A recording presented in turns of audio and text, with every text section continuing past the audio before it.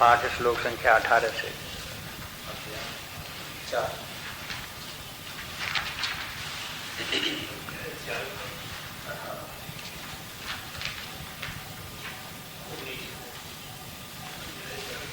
कर्मण्य कर्म यः पश्ये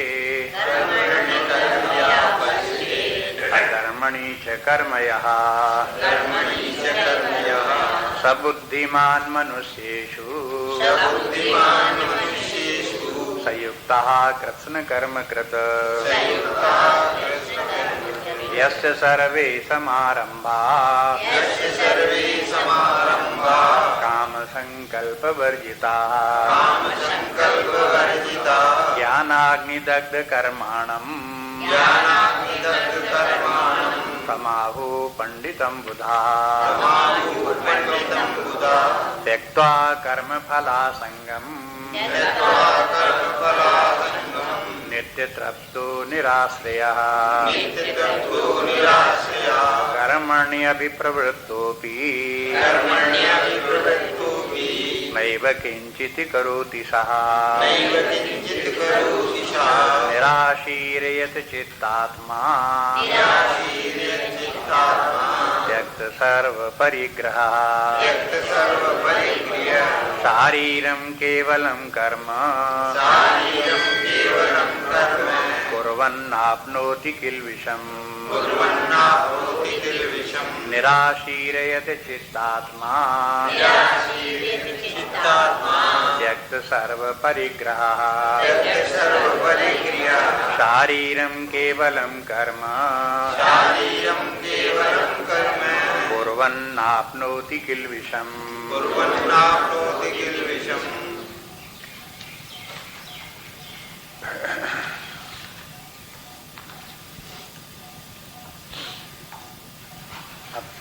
कल भी देख रहे थे कि भगवान इस बात पर बहुत जोर देते हैं कि एक और निरंतर कर्म होता भी रहे और दूसरी तरफ कर्म ना भी हो और इस प्रकार से कर्म का बंधन भी न हो। कर्म छूटे नहीं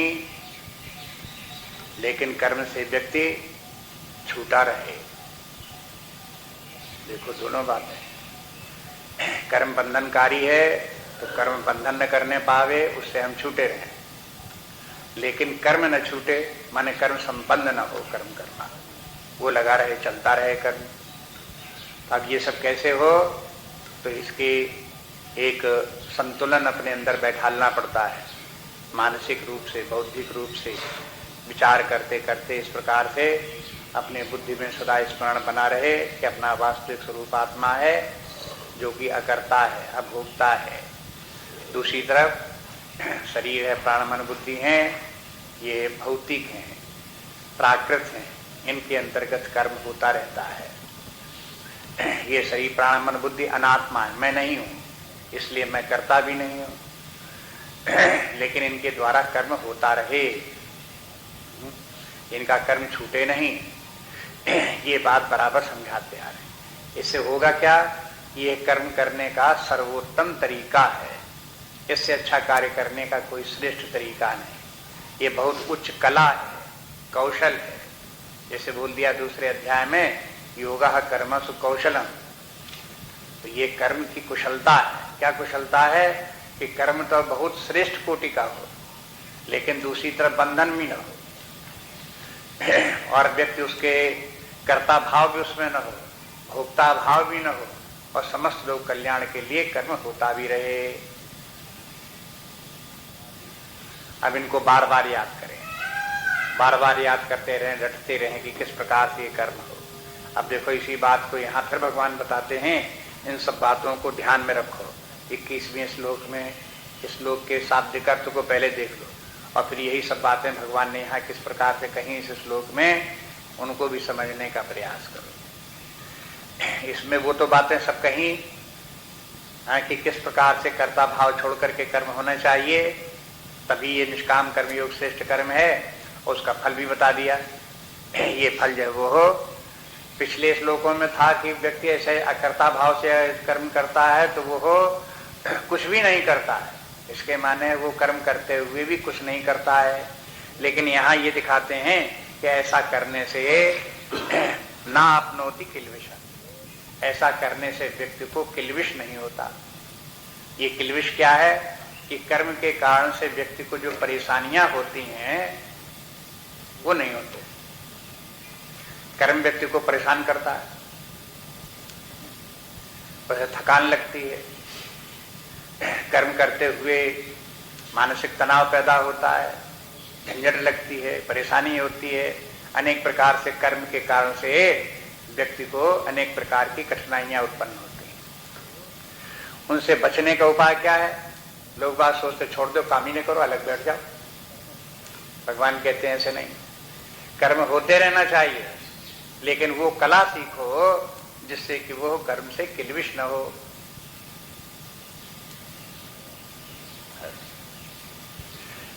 यही जो है यहाँ पर ये कक्षा इसीलिए है, यहाँ रहने वाले लोगों के लिए साधना यही है।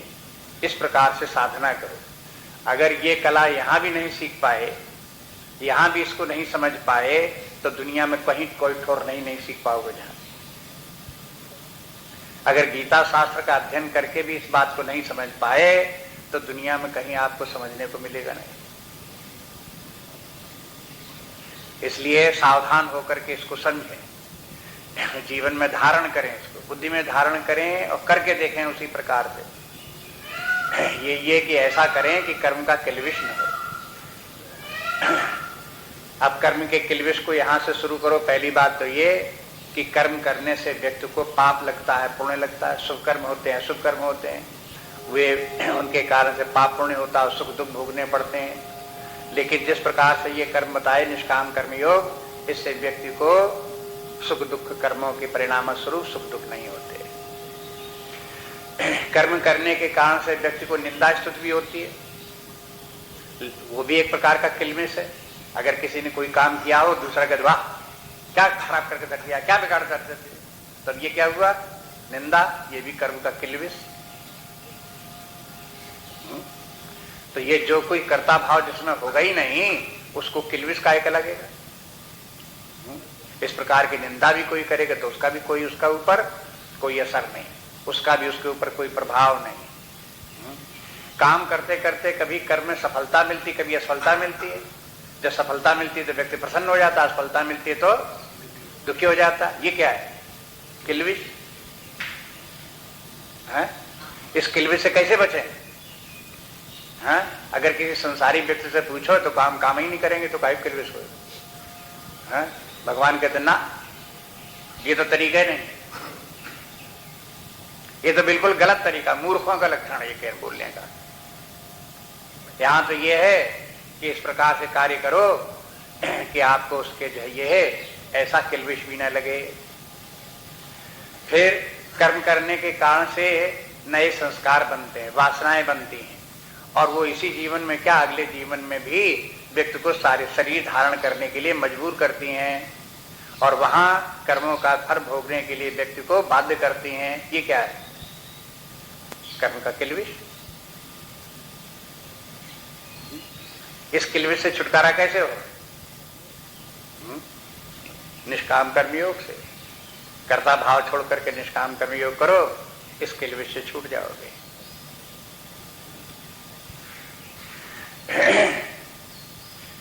अब इतने उदाहरण आपको बता दिए, बाकी आप स्वयं विचार करो। कर्म के परिणाम स्वरूप होने वाली जितनी भी परेशानियां हैं, ऐसे बोल लो, कर्म के करने के कारण से परिणाम स्वरूप होने वाली जितने भी प्रकार की परेशानियां हैं, उन सब परेशानियों से छूटने का उपाय क्या? हाँ, बोले कि कर्ता भाव छोड़ करके कर्म करो। कैसे? अब देखो इतनी बातें बोली। निराशीर पहली बात ये, दूसरा यत चित्तात्मा दूसरी बात, तीसरा त्यक्त सर्व परिग्रह तीसरी बात, चौथा शारीरम केवलम कर्म चार बात। शारीरम केवलम कर्म, शरीर से कर्म होने दो। शरीर के माने एक स्थूल शरीर नहीं, स्थूल शरीर से, सूक्ष्म शरीर से, कारण शरीर से, इन तीनों शरीरों से कर्म होने दो। शारीरम केवलम कर्म, इन शरीरों से तो कर्म होने दो, केवल शरीरों से कर्म हो। इसके माने क्या है? इन शरीरों में कहीं तादाद न रखो, ये शरीर में हूं, ये शरीर में हूं, ये शरीर में हूं, ऐसा भाव मत रखो। अपने आप को इन तीनों से अलग रखो, आत्म भाव में रहो और इन तीनों शरीरों से कर्म होने दो। तो ये हो गया केवल शारीरम कर्म, शारीरम केवलम कर्म कुर्वन्, इस प्रकार से कर्म। अच्छा, ये तो हो गया शरीरों से होने दो कर्म। क्यों शरीरों से कर्म क्यों होने दो? क्योंकि इन सब तीनों शरीरों का स्वभाव ही कर्म है। शरीर है तो कर्म होगा ही होगा, इसलिए उनके कर्म करने की बंद की बात ही नहीं। बस ये हो सकता है कि आप ये न करो वो करो, वो न करो वो करो। ये तो हो सकता है आपके पास विकल्प इस प्रकार का है कि आप सड़क पर चलने का काम करो, न चलने का काम करो, आप तखत के ऊपर बैठने का काम करो, तखत पर बैठने का काम ना करो, लेटने का काम करो, लेटने का काम ना करो, आंखें मिलमिलाने का काम करो। आपको काम तो कुछ करना ही पड़ेगा, उसमें जो ये है, ऐसा तो है ही नहीं कि आप काम ना करो। हाँ? सांस लेना पड़ेगी नहीं लेनी पड़ेगी, कहां बच के जाओ? कर्म तो करना ही पड़ेगा, न करने का कोई सवाल ही नहीं। बस ये है कि कर्म कौन सा करना चाहिए, तो उसमें से आप जब करना ही है तो आप बेटर कर्म चयन कर लो कि किस कर्म पे कौन सा कर्म करना चाहिए, कौन सा नहीं करना चाहिए, बस। लेकिन अब जब करना है तो उसको कैसे करें जो कर्म का किल्विश ना हो? उसके लिए किल्विश ये विचार कर लो कि 4 बातें भगवान ने बता दी। उसमें से आंतरिक बात एक ये कि निराशीर निह आशा, माने किसी प्रकार की आशा कामना मत रखो, बिना कामना के कर्म करो। अब देखो, आप अब जोड़ करके देख लो, भगवान कामना के त्यागने की बात क्यों कहते हैं? यदि कामना रख करके जहां कर्म किया तहां बस किल्विश आ गया। क्या किल्विश आ गया?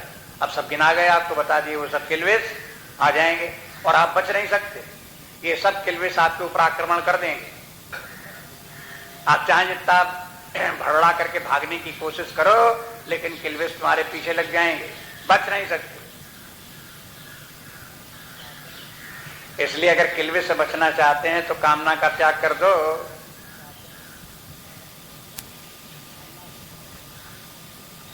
कामना से पहले बता चुके हैं, फिर याद रखो, कामना एक पारिभाषिक शब्द है और उसका तात्पर्य है इंद्रिय भोग की शारीरिक कामना, शारीरिक सुख और इंद्रिय भोग की कामना।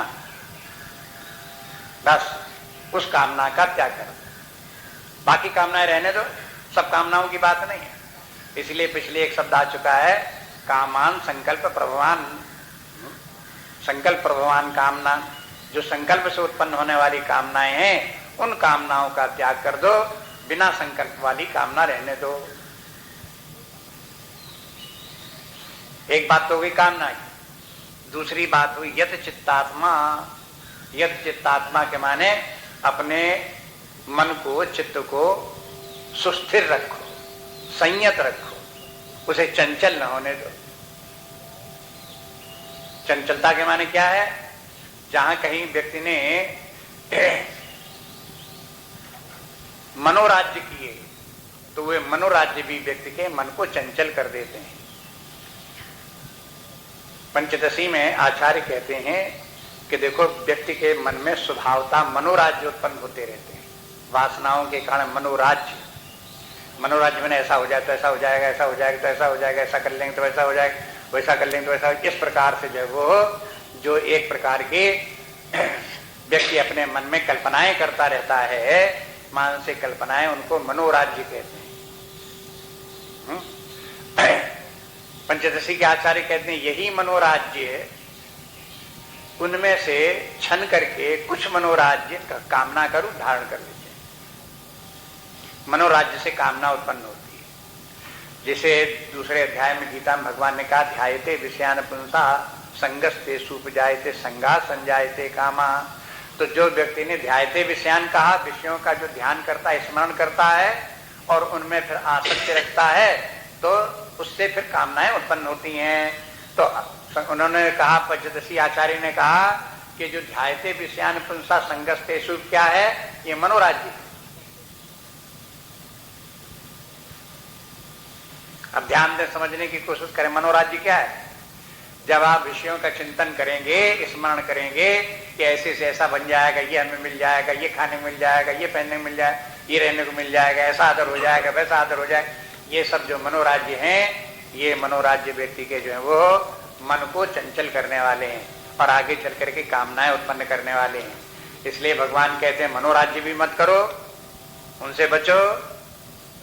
दूसरा ये है कि कामनाओं से भी बचो, इंद्रिय भोगों की विषयों की कामना मत करो। और फिर तीसरी बात ये कि त्यक्त सर्व परिग्रह, समस्त परिग्रहों का त्याग कर दो। ये परिग्रह क्या है?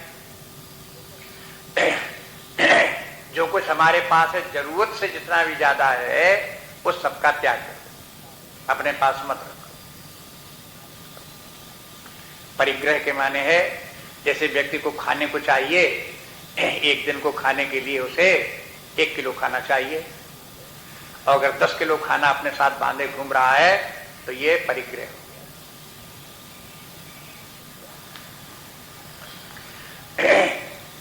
उसके लिए जितना भी जीवन यापन के लिए जितनी सामग्री की, वस्त्र की, भवन की, खाने की, जीवन यापन के लिए जितनी भी जरूरत है, उतनी जिससे कि जीवन चल सकता है, उससे अधिक संग्रह करता है और उनकी रक्षा करने की कोशिश करता है, बचाए रखने की कोशिश करता है, तो ये सब उसको क्या करेंगे? किल्विष उत्पन्न करेंगे। अब कैसे किल्विष उत्पन्न करेंगे, ये तो कोई ध्यान देगा, उधर की तरफ विचार करेगा तो होगा। इसलिए लोग जो है परिग्रह का भी त्याग कर देते हैं, और कर देना चाहिए, शास्त्र का विचार। लेकिन परिग्रह के त्याग के माने इस प्रकार का नहीं है कि एकदम से जो भूखों मरने लगो, ये परिग्रह का त्याग नहीं।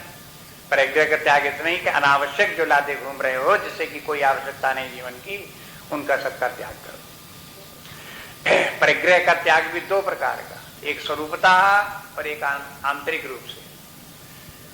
मन से इस विचार को छोड़ दो कि मेरा कुछ भी है, ये मेरा मकान है, ये मेरा शरीर है, ये मेरे वस्त्र है, ये सब मेरा मेरा करके भावना को छोड़ दो, तो आंतरिक रूप से परिग्रह त्याग हो गया। यदि मन में परिग्रह नहीं होगा तो बाहर की वस्तुओं का अनावश्यक संग्रह रह नहीं सकता। ये तो बाहरी वस्तुओं का संग्रह केवल मानसिक परिग्रह के कारण से होता है। जब मन से व्यक्ति पकड़े रहता है कि ये मेरा, ये मेरा, ये मेरा, तो बस वही हानिकारक।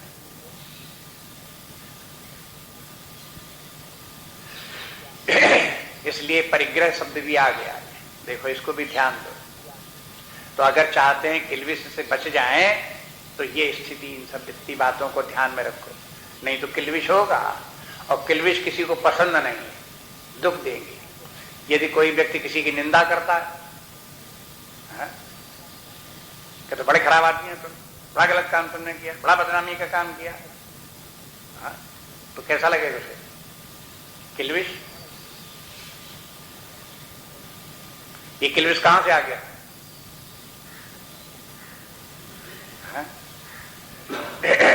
अब देखो ये सब का सब, ये सब मनोविज्ञान है, अपने भीतर, अपने अंदर अंदर इनको सबको देखो, विचार करो कि ये सब कैसे घटनाएं घटती रहती हैं, कैसे क्या आता रहता है। चूंकि यहां पर त्यक्त सर्व परिग्रह कह दिया इस श्लोक में, इसलिए इसकी त्यक्त सर्व परिग्रह की परिभाषा अगले श्लोक में मिलेगी। यहां संक्षेप में इतना ही समझ लें, आवश्यकता से अधिक वस्तुओं का संग्रह ना करें, और माने शरीर के सुख के लिए, इंद्रियों के भोग के लिए जो संग्रह कर लेते हैं, वो संग्रह ना करें। दूसरी बात यह है कि उनकी कामना भी ना करें, और वो सुखदायी हैं इस बात का विचार भी ना करें। कितनी बातें हो गई? ये सब है किस विषय में? माने ये बाह्य जगत के जो ये शब्द स्पर्श रूप रस गंध, ये जो कि इंद्रियों को सुख देने वाले हैं, शरीर को सुख देने वाले हैं, इनके महत्व की तरफ ध्यान दिया। ये बड़े अच्छे होते हैं, जिन लोगों को पास प्राप्त है वो कितने सुखी हैं, हमारे पास नहीं है तो हम दुखी हैं, अगर हमको ये मिल जाएंगे तो हम भी, ये सब उनकी क्या है? मनोराज्य। ये मनोराज्य नहीं करने चाहिए, त्याज्य। दूसरी बात फिर, ये हमें इनका संग्रह करना चाहिए, प्राप्त करने की कोशिश करनी चाहिए, इसके लिए इनकी कोशिश करने लगे, इनको प्राप्त करने के लिए, इकट्ठा करने के लिए लग जाए, तो ये भी व्यक्ति के लिए हानिकारक है। कामना इनकी नहीं करना चाहिए। माने कामना रख करके इनका संग्रह करना और उनका भोग करना भी ये गलत तरीका है, उसको भी छोड़ दे। तीसरी बात ये कि अगर वो हमको प्राप्त हो गए हैं, ये कैसे प्राप्त हो गए हैं? यद्यपि हमने उनका संग्रह नहीं किया, यद्यपि हम उनको चाहते नहीं हैं, फिर भी प्राप्त हो गए हैं, तो भी उनमें एक तो आसक्ति न रखें कि ये मेरे हैं, और दूसरी बात ये कि उनको अनावश्यक उनकी रक्षा करने के लिए अपने सिर पर उनका भार भी न रखें, उनसे छुटकारा पाए। और इसी के साथ साथ होता क्या है, व्यक्ति अगर इन तीन बातों को सोचेगा तो कहेगा फिर काम ही क्यों करें, है? तो उसके उत्तर पर भगवान कहते हैं नहीं, शरीर से कर्म करते रहो, शारीरम केवलम कर्म, शरीरों को कर्म करने दो, कारण शरीर को कर्म करने दो, सूक्ष्म शरीर को कर्म करने दो, स्थूल शरीर को कर्म करने दो। इन तीनों शरीरों के द्वारा कर्म चलते रहना चाहिए। अब ये बात तो पीछे छूट गई उनको, फिर जब ये प्रश्न आवे कि क्या करना चाहिए, तो फिर अपने आप को ध्यान कर लो कि हमारे वर्ण के अनुसार, आश्रम के अनुसार कर्तव्य कर्म, हमारा धर्म क्या बनता है, उसको करते रहो।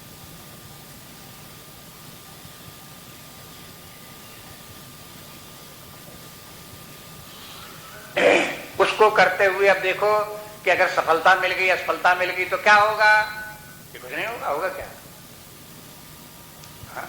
उसकी कोई चिंता नहीं, लगे रहो। दोष तो कर्म का त्याग करके बैठ जाने में, कर्म करते रहने में दोष नहीं है, और कर्म करते रहने पर सफलता मिलती तो दोष नहीं है, असफलता मिलती तो दोष नहीं है। सफलता असफलता में दोष कब है? जब व्यक्ति में कर्ता भाव आ जाए कि मैंने कर्म किया और इस कर्म का फल मुझे जो हम चाहते थे वो नहीं मिला, ये किलबिट हो गया।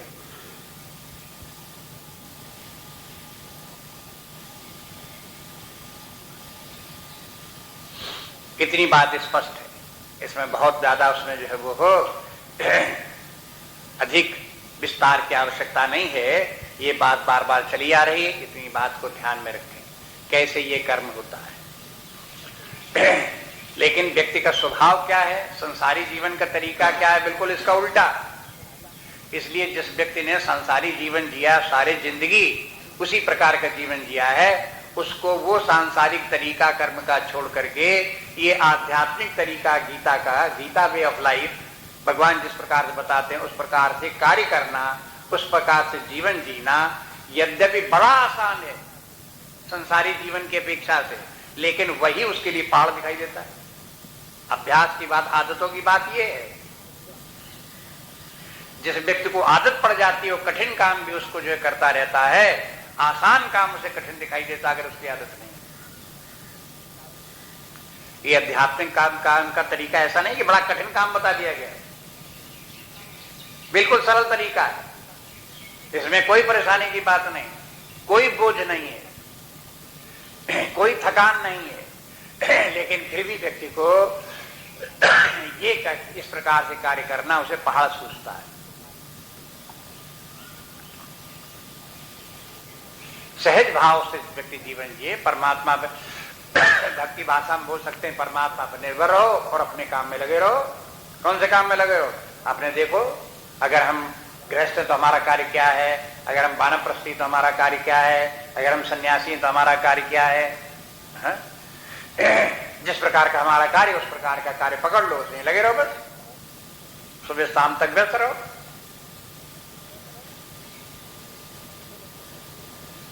कौन सी मुश्किल वाली बात ये? लेकिन नहीं करते बनता व्यक्ति को। 20 बातें बनाएगा, तमाम 50 बहाने करेगा, लेकिन बस यही उसके करे नहीं होगा। क्यों? क्योंकि उसका संसारी तरीका, पुराना आदत पड़ी हुई वो। संसारी व्यक्ति का ये है कि जब तक ये अपना मतलब सिद्ध न हो, स्वार्थ सिद्ध न हो, अहंकार सिद्ध न हो, तब तक ढेला भर का काम नहीं करेगा।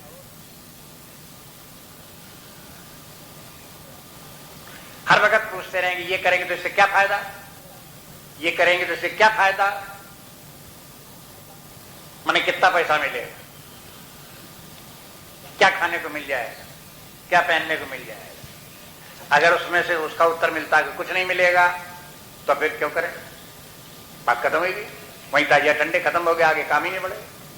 लेकिन अध्यात्म का कार्य है, चूंकि ये अपना कर्तव्य है इसलिए हमें करते रहना है। उसके मिलने को हमें नहीं देखना है कि परिणाम में क्या मिलना है, क्या आना है, क्या जाना है। अपना कर्तव्य देख रहे हैं और करते रहते हैं बस।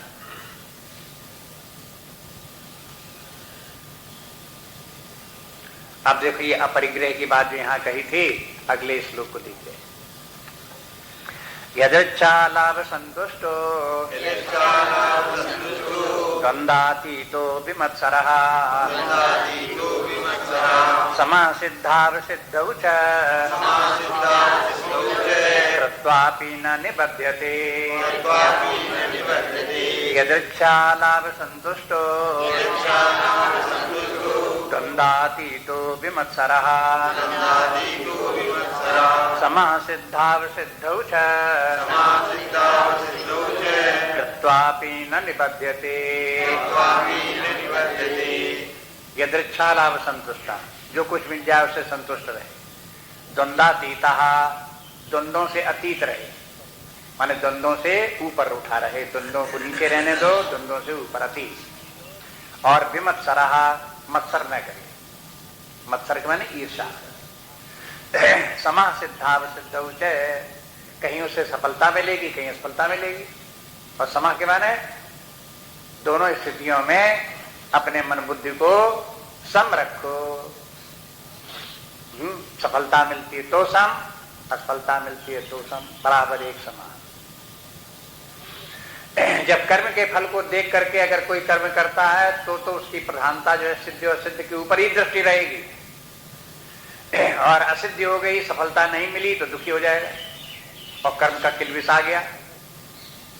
और अगर किसी व्यक्ति को अपना कर्तव्य देख करके कर्म करना है तो वो तो सफलता तो कर्मों में, किसी कर्म में सफल किसी में असफल होता ही रहता है। तो उनसे दोनों से वो प्रभावित नहीं होता, इसलिए किलबिश बच गया। कर्म अपना कर्तव्य देख करके करना चाहिए, कर्म में सिद्धि असिद्धि को देख करके उसे क्या मिलना है क्या जाना है ये देख करके नहीं करना चाहिए। अर्जुन के सामने मानो है युद्ध करने के लिए सामने आ गया, धर्म युद्ध है, अर्जुन का कर्तव्य कर्म है कि धर्म की रक्षा के लिए अधर्मी लोगों को मारे और युद्ध करे उनसे। अब अर्जुन कह रहे हैं हमें तो ये देखना है कि पता नहीं कि हम इसमें जिंदा रहेंगे मरे, इनकी 11 क्षोणी समय हमारे साथी एक क्षोणी सेना, अगर एक व्यक्ति भी एक एक से लड़े और एक एक को मारे तो हमारी तो 7 क्षोणी मर जाएगी, उनकी 4 क्षोणी फिर भी बचेगी, हम तो हार जाएंगे। भगवान कहते ये मत देखो, आपकी सारी सेना मर जाए तुम भी मर जाओ तो भी कोई परवाह नहीं, क्योंकि तुम्हारा ये कर्तव्य इसलिए करो। तो संसारी लोग कहेंगे ये पागलपन है, ऐसा नहीं करना चाहिए।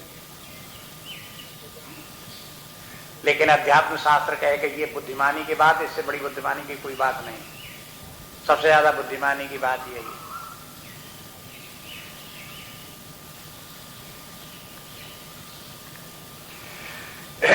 इसलिए फिर देखो यदृच्छा लाभ संतुष्टा, यदृच्छा लाभ के माने क्या है, इसको 2 प्रकार से अर्थ कर लो। एक तो भक्ति भाषा में कर लो, एक ज्ञान की भाषा में कर लो। भक्ति की भाषा में यदृच्छा लाभ के माने ये है जो भगवान दे दे उसमें संतुष्ट रहो, अपना कार्य इस प्रकार से करते रहो कि मानो हम भक्त को क्या करता है कि भगवान सारा जगत परमात्मा का ही स्वरूप है और हम परमात्मा की सेवा के लिए जगत की सेवा में लगे हुए हैं। जहां कहीं भी जो कुछ भी सेवा कार्य कर रहे हैं वो भगवान की सेवा कर रहे हैं। अब इसके बदले में जो कुछ मिलता है वो क्या है? वो परमात्मा हमें उस सेवा के परिणाम स्वरूप प्रसाद दे रहा है। जो परमात्मा जितना दे उतने से संतुष्ट रहो। ये कम दिया ज्यादा दिया इसका विचार मत करो। इसका नाम भक्ति की भाषा में हुआ यदृच्छालाभ संतुष्टा। ज्ञान की भाषा में इसका अर्थ क्या हुआ?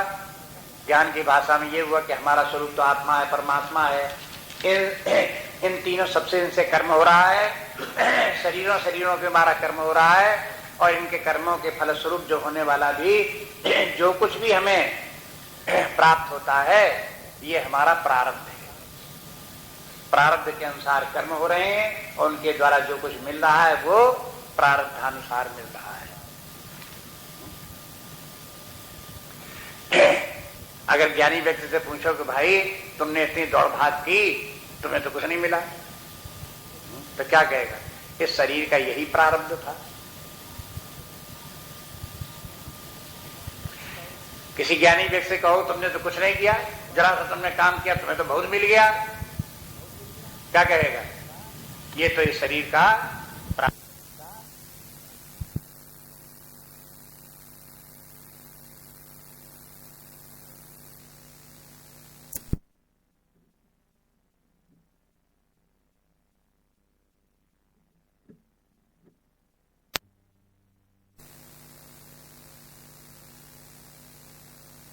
कहीं जाके इतना मिला ऐसा नहीं करेगा, ये कैलकुलेशन नहीं उसकी कैलकुलेशन दूसरे प्रकार। जितना प्रारब्ध सासो मिल गया। भक्त कहेगा कि हम तो भगवान की सेवा में लगे थे, भगवान की जितनी मर्जी हुई, जितना हमको समझ में आंसू दे दिया। राम झरोखा बैठ के सबका मुजरा लें, जिसकी जैसी चाकरी तिसको तैसा दें। भगवान बैठे हुए झरोके से बैठे हुए ऊपर, सबको देख रहे हैं कितना कौन काम कर रहा है, सबकी बराबर तनख्वाह नहीं है कि सुबह शाम तक सबको 100 रुपए मिलेंगे, ऐसे नहीं। जैसी जिसकी चाकरी, जितना जिसने काम किया उसका उनका कैलकुलेशन लगाते रहते हैं। शाम को जितना जिसका जितना काम जिसने जितना किया, जिस भाव से किया, जितना अच्छा किया, जितना प्रेम से किया, उसी कैलकुलेशन के हिसाब से उसका उत्तर दे दिया।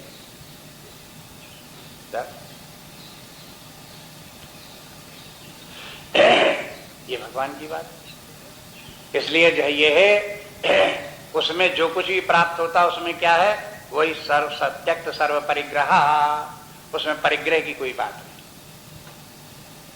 नहीं। इकट्ठा कर करके मत रखो, जो कुछ भी यदृच्छा लाभ प्राप्त हो जाता है उसको दो। ये मत देखो कि हमने इतना कर्म किया, उस कर्म के परिणामस्वरूप हमने अपने प्रयास से इतना प्राप्त किया, ऐसे नहीं। जो कुछ अपने आप प्राप्त हुआ है, कर्म के फलस्वरूप जो कुछ प्राप्त होना था सो प्राप्त हो गया, बस। अब कर्म करते करते कहीं किसी व्यक्ति को, जैसा आपको बता चुके हैं, कहीं कोई निंदा भी कर सकते हैं, कहीं परेशानियां भी हो सकती हैं, थकान भी हो सकती है, और प्रकार की बहुत बातें आ सकती हैं।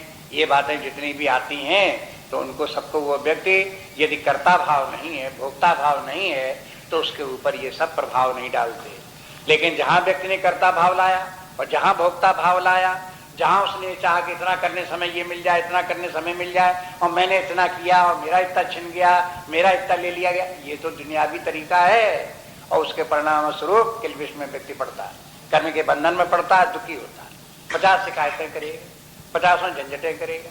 काम करते समय भी व्यक्ति के जो द्वंद उत्पन्न होते हैं, एक दूसरे से झगड़ा उत्पन्न होता है, क्यों होता है? कर्ता भाव भोक्ता भाव के कारण। कर्ता भाव भोक्ता भाव न हो तो कहीं किसी से झगड़ा ही नहीं, कहीं किसी से विरोध ही नहीं। इसलिए आगे कहते हैं द्वंद्वातीता। द्वंद्वातीत के तो वैसे व्यवहारिक अर्थ तो द्वंद्वातीत के माने, द्वंद्व के माने क्या है? जैसे द्वंद्व युद्ध है, हमारा कार्य के क्षेत्र में जब काम करते तो द्वंद्व उत्पन्न होते हैं, झगड़े खड़े होते हैं। लेकिन यदि अच्छा लाभ संतुष्टा है, यदि अपरिग्रह रखने वाला है, यदि कर्ता भाव छोड़कर के कर्म करने वाला है, तो द्वंद्व का कहीं स्थान नहीं, झगड़ा कोई है ही नहीं, साफ हो गया झगड़ा। दूसरी बात ये, द्वंद्व के माने है राग द्वेष। अध्यात्म ग्रंथ में द्वंद्व के माने झगड़ा नहीं, द्वंद्व के माने राग और द्वेष। राग द्वेष को द्वंद्व कहते हैं। राग द्वेष को द्वंद्व, राग द्वेष से प्रेरित होकर के जब व्यक्ति इंद्रिय भोगों के प्राप्त करने के लिए और व्यवहारिक कार्य में, संसारी काम में व्यसयासक्त होकर के लगता है, तो उसके कुछ कार्य शुभ होते हैं, कुछ अशुभ होते हैं। शुभाशुभ कर्म जो है वो भी द्वंद्व है। शुभाशुभ कर्मों के फिर परिपाक होता है, चित्त के ऊपर प्रभाव पड़ता है, उनका वहां परिपाक होता है तो वो पाप पुण्य बन जाते हैं। तो पाप पुण्य क्या है? ये भी द्वंद्व है। पाप पुण्य फिर अपना फल देते हैं। जब फल देते हैं तो क्या फल देते हैं पाप पुण्य? सुख और दुख। ये सुख दुख क्या है? द्वंद्व। राग द्वेष से लेकर के शुभाशुभ कर्म, पाप पुण्य और सुख दुख, ये द्वंद्व की श्रृंखला है, एक कड़ी है, एक के साथ दूसरे जुड़े हुए हैं। ये द्वंद्व की श्रृंखला किन लोगों के साथ जुड़ लगी हुई है? कौन इस द्वंद्व में बंधे हुए हैं? श्रृंखला में, जंजीर में कौन जकड़े हुए हैं?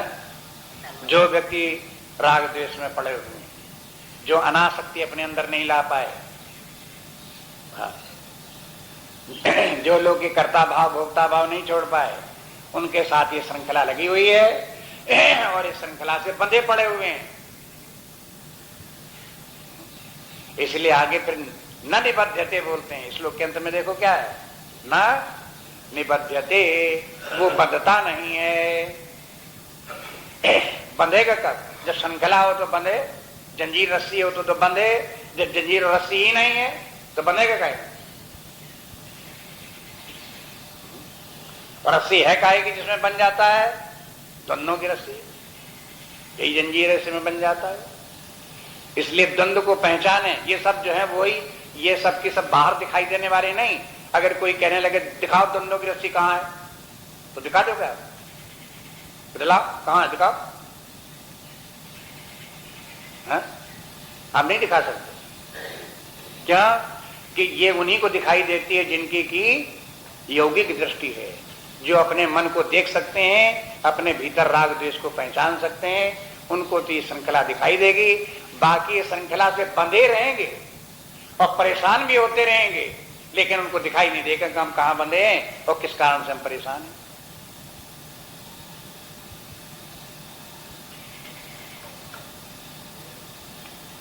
इसलिए यदृच्छालाभ संतुष्ट द्वंद्वातीता, द्वंद्वातीता में द्वंद्व मुक्त, निर्द्वंद, कोई द्वंद्व नहीं, इस प्रकार की स्थिति। विमत्सर, मत्सर के माने दूसरे को आगे बढ़ते देख करके ईर्षा होना। भौतिक जीवन में देखते हैं कि लोगों के पास विषय संग्रह बहुत है, विषय भोग की सामग्री बहुत है, शारीरिक सुखों की सामग्री बहुत है, मकान है, कूलर है, सवारियां हैं, उनके पास जो है वो नौकर चाकर हैं, तमाम खाने पीने के ढेरों सामग्री, कपड़े लेते हैं। इनको सबको देख करके व्यक्ति को लगता है इसके पास तो बहुत है, तो उससे फिर ईर्षा होगी। अच्छा, हम इससे ज्यादा इकट्ठा करेंगे। नहीं ईमानदारी से होगी तो बेईमानी से सही, ऐसे नहीं होगा तो ऐसे सही, वैसे नहीं होगा तो वैसा सही, मैं ऐसा कर लूंगा। ये सब क्या है? ये मत्सर है। और जो इस मत्सर में पड़ेगा वो श्रृंखला में बंध गया। लेकिन जो विमत्सर है, जो किसी से ईर्षा नहीं करता, उसके झंझट में पड़ता ही नहीं और वो सदा मुक्त है। न निबध्यते, बराबर ये होता रहता, व्यक्ति को दिखाई देता रहता हमेशा ये व्यक्ति हमसे आगे है सभी क्षेत्रों में। यहां तक कि ये विमत्सर और ईर्षा, ईर्षा भी क्या है, मत्सर के क्या है, ये सब का सब कामना का ही एक रूप है। कामना, कामना ही जैसे क्रोध बन जाती है, कामना ही लोभ बन जाती है, ऐसे कामना ही मत्सर बन जाती है। जो काम में पदार्थ हम चाहते थे वो हमको नहीं मिला, दूसरे को मिल गया, तो दूसरे के प्रति हमारी क्या भावना होगी? उसी का नाम है मत्सर। मन ही मन उसको गालियां देंगे, कहेंगे कि देखो इसको पता नहीं कैसे इसको प्राप्त होगी, हमको तो मिले नहीं, इसको मिल गए। हाँ, ईर्षा, वही ईर्षा, मत्सर माने ईर्षा। इस प्रकार से ईर्षा का भाव व्यक्ति में उत्पन्न होता है। ये ईर्षा कामना के कारण होती है। अगर किसी व्यक्ति को कामना ना हो तो ईर्षा होगी? देखो, अरे अन्य व्यक्ति में कहीं कोई होगी, कोई भी सफलता उसे मिल गई हो, कहीं किसी क्षेत्र में, भौतिक क्षेत्र में, धन क्षेत्र में, विद्या के क्षेत्र में, कहीं यश कीर्ति के क्षेत्र में कहीं आगे निकले, लेकिन हमें उसकी कामना ही नहीं है। जिस जो वस्तु से प्राप्त हो गई, जब हमें कामना नहीं तो उसके पास होने के कारण से हमें क्यों ईर्षा होगी उससे?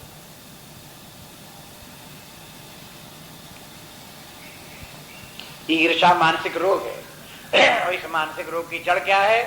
कामना है। कामना के माने क्या? कामना की जड़ क्या है? विषय भोगों का संकल्प है कि ये सुखदायी हैं, प्राप्तव्य हैं, ये जीवन के लिए बहुत अच्छे हैं, मूल्य बुद्धि उनमें है, ये उसकी जड़ है। जबकि उनमें कोई सुख है नहीं। विचार करो, परीक्षा करो, देखो नाप तोल करके, तो सब खोखले सब, उनमें कुछ सुख नाम की कोई वस्तु कहीं है ही नहीं। इसलिए ये सब मूर्खता की बातें हैं। भगवान कहते होश में आओ, जहां जो ठीक बात है, सत्य बात है, उसको समझो, उस प्रकार से जीवन जीने की कोशिश करो। इस मूर्खता में पड़े रहने, भ्रांति में पड़े रह करके जीवन जीना, ये कोई कल्याणकारी जीवन नहीं है। इसलिए द्वंद्वातीतो विमत्सरः। ये देखो, जैसे मान लो कि आप सवारी में चले जा रहे हो, आगे आगे कार लिए चले जा रहे हो, पीछे से एक कार वाला आया, उसने पो पो पो पो करते हुए बगल में से निकाल करके आगे लेके चला गया है। अच्छा, ड्राइवर को लगा अच्छा इसने इसे आगे निकाल लिया, देखे तुम कब तक आगे चलते हो। उसके पीछे लगाए रहे, जरा देर में कहीं उसको गड्ढा पड्डा पड़ा, उसको कहीं कुछ आगे निकलने में दिक्कत पड़ी, सर से निकाल कर उसके आगे हो गए। अब जब वो दोबारा आगे निकलने की कोशिश करने लगा, तो जहां वो इधर से निकलने, तो गाड़ी इधर के इधर ले आए। जब इधर से निकलने की कोशिश करे, तो इधर के इधर ले आए। अब ये क्या हो रहा है? ये मत्सर, उसका एक दिखाई देने वाला रूप, प्रत्यक्ष रूप मत्सर का है। यही मत्सर का रूप अन्य अन्य क्षेत्रों में भी होता रहता है। धन के क्षेत्र में, इंद्रिय भोगों के क्षेत्र में, यश कीर्ति के क्षेत्र में, तरह तरह के तमाम क्षेत्रों में, सब में इस व्यक्ति को ईर्षा होती रहती है इस प्रकार। और ईर्षा व्यक्ति के लिए बंधनकारी समस्या है। आप जानते हो कि जब इस प्रकार से ओवरटेकिंग का और कंपटीशन इस प्रकार से आगे निकलने का होता है, तो कभी कभी यही जो आगे पीछे, एक उसके आगे निकल गया, तो थोड़ी देर वो आगे निकल गया, तो आप देखेंगे 10-5-25 किलोमीटर के आगे दोनों गड्ढे में पड़े हैं। दोनों गड्ढे में क्यों पड़े हुए हैं? क्यों? सड़क के नीचे जाके रह जाकर।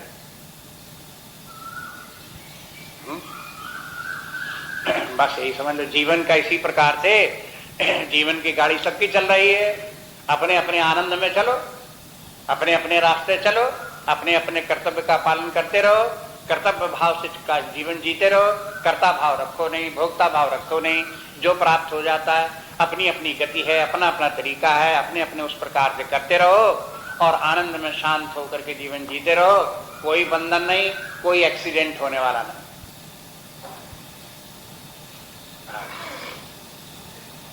इस प्रकार का जीवन। इसलिए कहते समाह सिद्धाव सिद्धाव च, जहां कहीं जो कुछ भी करते हैं उसे करने के फलस्वरूप चाहे सफलता मिले असफलता रहे, दोनों अवस्थाओं को भी, जो भी आ जाए, जो भी प्राप्त हो जाए, उसमें आप समभाव बनाए रखो। ये समत्व बुद्धि व्यक्ति को अगर कोई चाहे तो जबरदस्ती करके नहीं ला सकता। ये भी इसकी सूचना है। अगर कोई कहे कि ठीक है, कर्ता भाव भी बनाए रखे और सिद्धि असिद्धि में, सफलता असफलता में बुद्धि को सम भी बनाए रखे, ये दोनों एक साथ नहीं चल सकते। जब व्यक्ति कर्ता भाव छोड़ेगा, भोक्ता भाव छोड़ेगा, तभी कर्म के जो परिणाम स्वरूप सफलता असफलता होगी, तभी उसमें समबुद्धि रह सकती है। आप अपनी कोशिश लगा करके, समबुद्धि लगा करके देखने की कोशिश करो। देखो, कर्ता भाव भी बनाए रखो और समबुद्धि भी बनाए रखो, आप देखो नहीं रहेगी, बिगड़ जाएगी। और फिर आप कहते हो ऐसा हो ही नहीं सकता, आपका निर्णय क्या निकलेगा कि हमने तो करके देख लिया, हो ही नहीं सकता। वो तो जब असफलता होगी दुख हो गई, सफलता होगी तो सुख हो गई, बुद्धि बराबर रह ही नहीं सकती। निर्णय क्यों है? क्योंकि आपको ये युक्ति ही पता नहीं जो भगवान सुझा रहे हैं कि कर्ता भाव छोड़कर कैसे काम किया जाता है, भोक्ता भाव छोड़ कैसे काम किया जाता है। वो जो युक्ति है निष्काम कर्मयोग की, आपको पता नहीं, उसका अभ्यास आपने नहीं किया है, इसलिए आपको उसका फल जो है इस प्रकार से जो प्राप्त होने वाला है, वो आपको समझ भी नहीं आएगा कैसे हो सकता। इसलिए कहते हैं समा सिद्धाव सिद्धौ च कृत्वापि न निबध्यते। ऐसा करके कोई व्यक्ति कर्म के बंधन में नहीं बनता। पिछले श्लोक में बोले थे ना अपनोति किल्विषम, कि उसको किल्विष प्राप्त नहीं होता। यहाँ कह दिया न निबध्यते, माने ये दोनों एक ही बात है। कर्म का बंधन और बंधन फिर किल्विष बन जाता है। पहले कर्म बनता है बंधन, और बंधन क्या होता है? कर्म फिर व्यक्ति को विवश होकर के सुख दुख देता है, ये कर्म का बंधन है। और जो सुख दुख है, मान अपमान की भावना है, जय पराजय की भावना है, हर्ष विषाद है, ये उसका किल्विश है।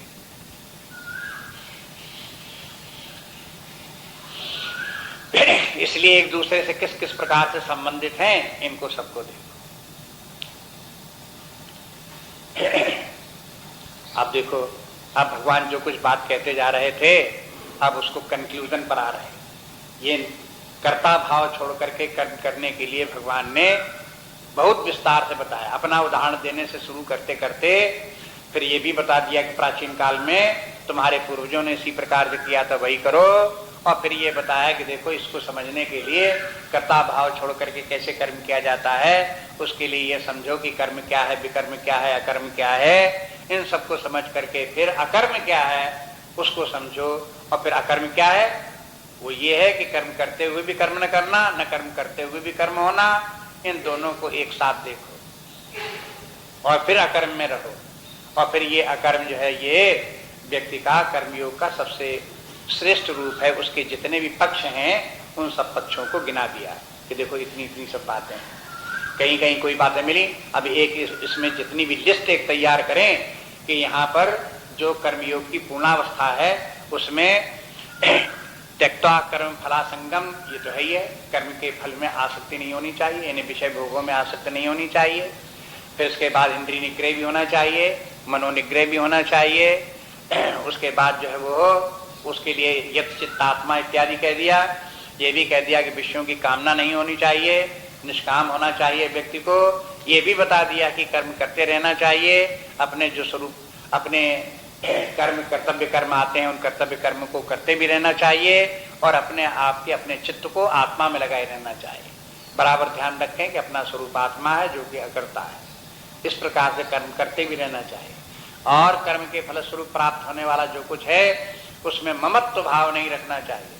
उसकी संग्रह करके उसमें ये समझना कि ये मेरा है और उसके ऊपर आश्रित होकर के व्यक्ति रहा करते हैं, वो न रहे। ये सब पक्ष जितने भी हैं, सब भगवान ने इसमें इतने श्लोकों में बता दिए। इनको आप चाहो तो कहीं बैठ करके इनकी सिस्टमेटिक लिस्ट बना लो कि इतने इतने पॉइंट्स इसमें हैं इस निष्काम कर्मयोग में। वो सब के सब इन इतने श्लोकों में आ गए। अब निर्णय की तरफ चलते हुए आगे भगवान क्या कहते हैं, देखो। गत संगस्य मुक्तस्य ज्ञानावस्थित चेतसा यज्ञायाचरता कर्म समग्रं प्रविलीयते। गत संगस्य मुक्तस्य ज्ञानावस्थित चेतसा यज्ञायाचरता कर्म समग्रं प्रविलीयते। इस श्लोक में देखे, गत संगस्य, जो आसक्तियों छोड़ करके, मुक्तस्य, जो मुक्त है ऐसा व्यक्ति, ज्ञानावस्थित चेतसा, जिसकी चित्त जो है ज्ञान में अवस्थित है, आत्मभाव में स्थित है। यज्ञायाचरता कर्म, और जो यज्ञ भाव से कर्म करता है उसको क्या होता है? समग्रम प्रविलीयते, उसके सभी कर्म प्रविलीन हो जाते हैं, विलीन हो जाते हैं। अब इसका फल ये देखो, पहले कहा था कि वो न निबद्धते, कर्म से बंधता नहीं। ये भी बताया था कि वो सब किल्वे से छूट जाता है।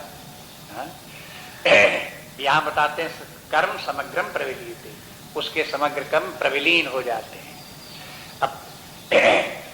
अब जब ये कहते हैं कि कर्म न निबद्धते, इसके माने व्यक्ति कर्म करता तो है लेकिन उसके कर्म नए संस्कार नहीं बनाते। एक बात तो ये, तो वो तो न निबद्धते हो गया, कर्म होंगे तो, लेकिन नए संस्कार बना कर तो उसको कर्म के बंधन में बांधेंगे नहीं। लेकिन जब ये कहते हैं कि समग्रम प्रविलीयते, तो ये कहते हैं कि जो पहले से कर्म संग्रह हुआ पड़ा है, संचित कर्म है, उनका क्या होगा? कहते हैं वो प्रविलीयते, वो विलीन हो जाए।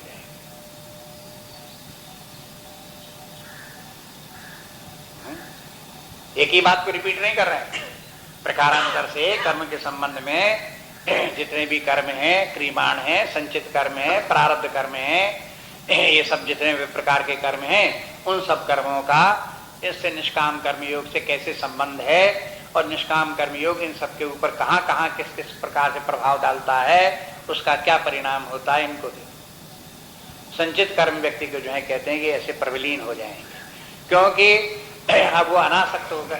जब यहाँ ये ज्ञानावस्थित चेतसा, जो जिसकी की चेतसा मन, जिसकी की बुद्धि मन आत्मा में स्थित है, ज्ञान स्वरूप आत्मा ही परमात्मा है और वही अपना स्वरूप है, चित्त बराबर उसी परमात्मा भाव में स्थित है, तो ऐसा अभ्यास निरंतर बनाए रखने का प्रभाव ये होगा कि जो संचित वासनाएं होंगी वो संचित वासनाएं व्यक्ति की एग्जॉस्ट होती चली जाएंगी और एक दिन समाप्त हो जाएंगी,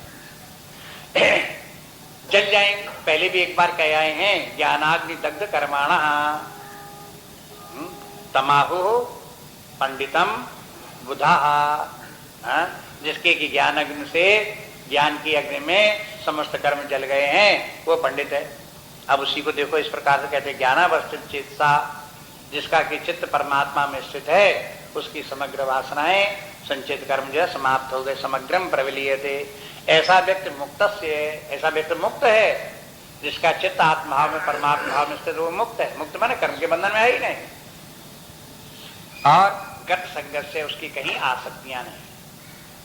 कहाँ आसक्तियां नहीं है? न अपनी मन बुद्धि में आसक्ति है, न शरीर में आसक्ति है, न शरीर से संबंध रखने वाले व्यक्तियों और वस्तुओं में कहीं आसक्ति है, न यश कीर्ति में कहीं आसक्ति है, न कहीं स्वर्ग आदि में कहीं उसकी आसक्ति है। इस प्रकार से वो हो समस्त आसक्तियों से गत संघर्ष से, उन सबसे मुक्त है।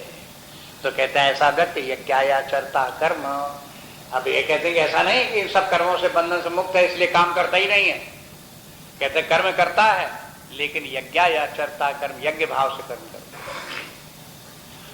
अब एक शब्द ले आए, यज्ञ शब्द लाए, उस यज्ञ में इसके कर्म को ला करके सब निष्काम कर्मयोग को एक यज्ञ शब्द के अंतर्गत स्थापित करते। तीसरे अध्याय में भी यज्ञ बोले थे, निष्काम कर्म जो है वो यज्ञ है। यज्ञ एक प्रकार का भाव है, उस भाव में स्थित होकर के जब कोई कर्म करता है तो वो कर्म भी यज्ञ कहलाता है। यदि भावना नहीं है यज्ञ की और कोई कर्म करता है तो चाहे इतना कर्म करे कुछ भी, वो यज्ञ नहीं हो सकता।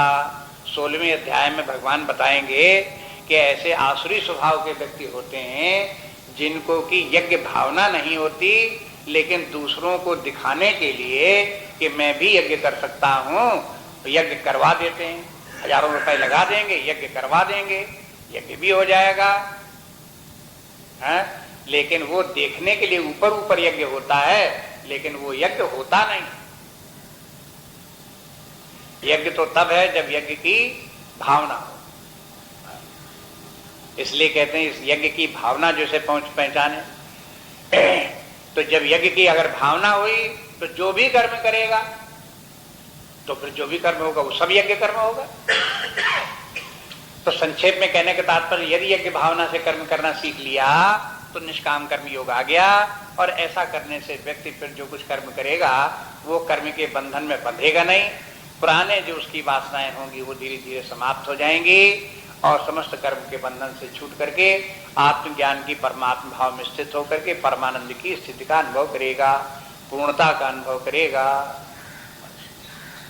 तो ये इस प्रकार से निष्काम कर्मयोग से व्यक्ति अंततः आत्मज्ञान परमात्मा भाव में पहुंच जाएगा। अब यज्ञ क्या है, इसको यहाँ इस श्लोक में विस्तार करने की जरूरत नहीं है। आगे जितने भी श्लोक हैं 4 से 8 श्लोक, उन सब में इन यज्ञों का वर्णन है। इसलिए आगे के श्लोकों को कल देखते रहेंगे और ये देखते रहेंगे यज्ञ किसे कहते हैं, यज्ञ की भावना क्या है। ये थोड़ी बात नहीं है, यज्ञ की भावना एक बहुत बड़ी बात है। इसलिए भगवान उस यज्ञ की भावना के विस्तार से वर्णन करते हैं, अनेक श्लोकों में उसको वर्णन करते हैं। और यज्ञ भावना भी उच्च यज्ञ भावना, फिर उससे नीचे की यज्ञ भावना, उससे नीचे की यज्ञ भावना, उससे नीचे की यज्ञ भावना, इस प्रकार से क्रमशः करके है। और फिर यज्ञ की भावना के आधार 2 हैं, एक है द्रव्य और दूसरा है ज्ञान। यज्ञ की भावना द्रव्य के आधार पर भी यज्ञ किए जा सकते हैं और यज्ञ की भावना रखे हुए ज्ञान के आधार पर भी यज्ञ किए जा सकते हैं। अंत में इसलिए भगवान कह देते हैं फिर कि द्रव्य का आधार बना करके यज्ञ की भावना से यज्ञ करने वाले जो कर्म हैं उनकी अपेक्षा ज्ञान को आधार बना करके यज्ञ भाव से कर्म करना कहीं अधिक श्रेष्ठ है। लेकिन श्रेष्ठ के माने पहले वही करने लगो, हाँ? ये तात्पर्य नहीं है। ये जरूर है कि यदि कर सकते हो तो पहले वही करो, लेकिन हर कोई व्यक्ति इस प्रकार से नहीं कर सकता, इसलिए उससे नीचे का करो, इसलिए उससे नीचे का करो, उससे और नीचे का करो, या द्रव्य का करो। इस प्रकार से क्रमशः आकर के नीचे उतरते हुए करो, लेकिन यज्ञ कर्म करो जरूर। बिना यज्ञ कर्म किए हुए ये जो समग्रम प्रबलीयते कर्म है ये कैसे होगा? ये नहीं हो पाएगा। इसलिए यज्ञ भाव से कर्म तो करना ही पड़ेगा, तभी जो है ये है समस्त जो पूर्व कर्म जितने भी संचित कर्म हैं उनसे छुटकारा तभी होगा। अब कुछ बातें तो ऐसी होती हैं जो हम अपने आप स्वयं ध्यान दें, जब शास्त्र को सुने और उनकी तरफ ध्यान दें तो समझ में आ जाएंगे कि हाँ ऐसा तो होगा, हमने इधर ध्यान नहीं दिया था, शास्त्र कहता है तो इससे लगता है कि सही बात ये ऐसा हो सकता है। कुछ बातें ऐसी भी होती हैं, शास्त्र ऐसी बातें कहता है जिनको हम ध्यान दें तो भी हमारी समझ में नहीं आता कि शास्त्र ऐसा क्यों कहता है। जहां इस प्रकार की बात हो उसको श्रद्धापूर्वक मान लेना चाहिए, क्योंकि हमारी बुद्धि इतनी सूक्ष्म और गहन अभी नहीं है कि हम उस गहन रहस्य को समझ सकें। उसको इसी प्रकार से मान करके आगे करना चाहिए। अगर ये हमको ये समझ में आ जाए यज्ञ भाव से अगर हम कर्म करते हैं कर्म बंधनकारी नहीं होगा, क्यों कि हम देखते हैं कर्म करते हैं उसके बाद हमें सुख दुख नहीं होता, कोई हमारे इस प्रकार का बंधन नहीं दिखाई देता, हमारे ऊपर कोई असर होता नहीं दिखाई देता। इसके माने यज्ञ भाव से कर्म करते हैं तो वो बंधनकारी नहीं है। हमें अपने अनुभव समझ में आ गया, मान लो देखा हमने किया और समझ में आ गया। लेकिन जब ये बात हम देखने की कोशिश की कि यदि हम यज्ञ भाव से कर्म करते हैं तो हमारे जो संचित कर्म हैं वो भी इससे क्षीण हो जाते हैं, तो एक बात तो संचित कर्म हमें दिखाई नहीं देते कौन से हैं, कितना भंडार हमारे पास संचित कर्म का वो ज्ञान नहीं। और दूसरी बात ये कि अगर हो भी कि संचित कर्म का ज्ञान, तो किस प्रकार से यज्ञ के भाव से कर्म करने के कारण से उनका असर उन संचित कर्म के ऊपर कैसे पड़ रहा है और वो कैसे क्षीण हो रहे हैं ये हम नहीं देख सकते। अगर हम नहीं देख सकते तो क्या है, हम झूठ मानने से नहीं, उसको ऐसा देखो कर करो और कालांतर में जब वे कर्म क्षीण हो जाएंगे तो अपने आप ही उनका फल दिखाई देगा, तब समझ में आ जाएगा कि शास्त्र ने जो कहा था वो ठीक था, आज हमें उसका परिपोषण मिला, आज सिद्ध हुआ इस प्रकार से। इसलिए शास्त्र की बातें शास्त्र तो अवश्य देखना चाहिए, क्योंकि शास्त्र में वो बातें ऐसी हैं जो हमारी बुद्धि में अपने आप से नहीं आ सकती। इसलिए शास्त्र की परिभाषा क्या है? अज्ञात ज्ञापकम शास्त्र।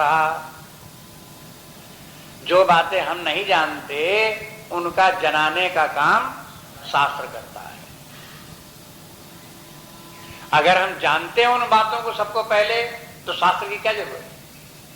कोई जरूरत नहीं, बेकार शास्त्र, वो तो हम सब जानते ही पहले से। लेकिन जिन बातों को हम न जानते हैं न जान सकते हैं, तब आवश्यकता पड़ती शास्त्र। और फिर शास्त्र में जो कुछ कहा गया है उनकी तरफ अगर हम ध्यान देते हैं तो पता लगता है कि देखो हमने ध्यान नहीं दिया, शास्त्र कहता तो ठीक है तो ऐसा ही, कुछ इस प्रकार से पता चल जाता है कि हाँ शास्त्र का कथन ठीक है। लेकिन कुछ बातें शास्त्र की ऐसी हैं जो इतनी गंभीर हैं, दूर की बातें हैं, जिनको बातों को तत्काल समझ में नहीं आ सकता, अनुभव में नहीं आ सकती, कालांतर में समझ में आएंगी। उनको श्रद्धापूर्वक मान करके आगे बढ़ते रहना चाहिए, उनको समझने का प्रयास करते रहना चाहिए। और जैसे अन्यान्य ऋषियों को, मुनियों को, ज्ञानियों को, इनके अध्यात्म के जो साधक थे उनको जैसे वो सब प्राप्त हुआ है, उसी प्रकार से हमें भी प्राप्त होगा। बस शास्त्र में कभी भी मिथ्या बुद्धि नहीं लानी चाहिए। ऐसा नहीं कि शास्त्र में गलत सर लिखा हुआ, ऐसा हो ही नहीं सकता। मिथ्या बुद्धि का नाम है अश्रद्धा, और शास्त्र में यदि अश्रद्धा हुई तो शास्त्र आपकी सहायता नहीं कर सकता। शास्त्र केवल उन्हीं की सहायता करेगा जो शास्त्र में श्रद्धा रखते हैं। श्रद्धा के माने सत्यत्व बुद्धि रखते होंगे, उसकी सत्यता में विश्वास रखते होंगे, वही श्रद्धा है और उन्हीं की शास्त्र सहायता कर सकता है। बहुत बार लोगों को यही है, संसार में अधिकांश व्यक्तियों को यही है कि शास्त्र में उनको सत्यता नहीं लगती।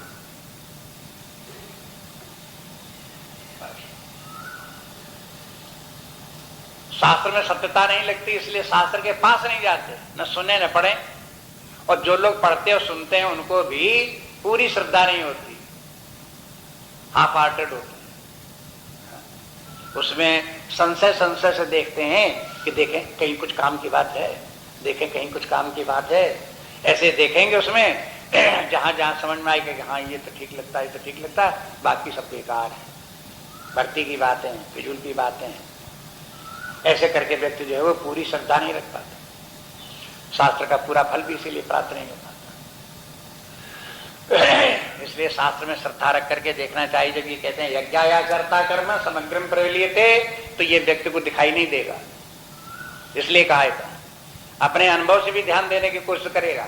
यज्ञ भाव से कर्म करके देखेगा तो देख करके ये कोशिश करे, ये देखने के हमारे समग्र संचित कर्म कहां प्रलीन हो रहे हैं, उसे नहीं दिखाई देगा।